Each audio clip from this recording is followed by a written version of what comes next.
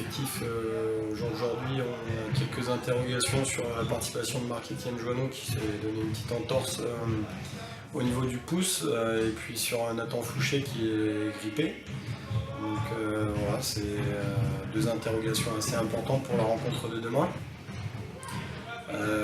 qui nous pénaliseraient amplement sur la partie, vu notre effectif assez réduit pour le moment.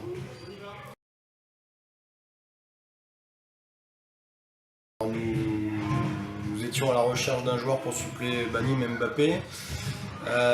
Nous allons enregistrer l'arrivée d'un joueur de nationalité suédoise qui s'appelle Binam Fedalou, qui évolue sur le même poste que Banim, qui va venir au départ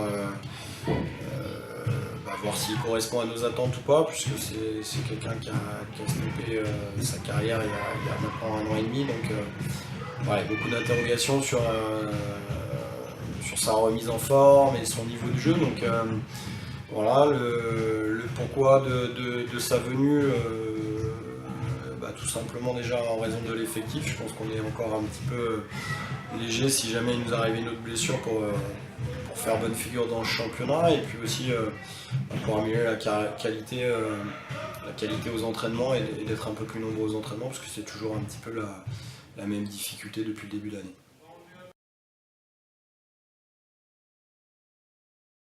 Une équipe de Caen qui a perdu 2 matchs depuis le début de saison, ce qui est peu, hein. C'est une bonne équipe.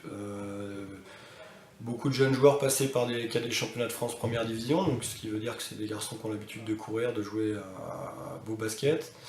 2 joueurs d'expérience que sont Diniz et puis Mathias Nicolin. Diniz a joué déjà en National 2 au CBC.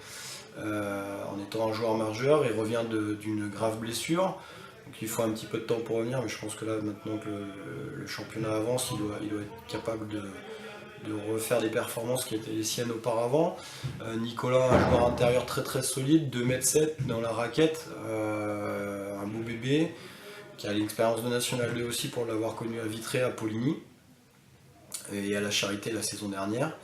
Voilà, donc 2 joueurs intéressants, des jeunes joueurs autour très intéressants. Je pense que c'est un match assez compliqué pour nous en dehors de nos bases. Maintenant, voilà, nous aujourd'hui on n'a rien à perdre, donc à nous de voir ce qu'on est capable de faire demain sur la prestation contre une équipe comme ça.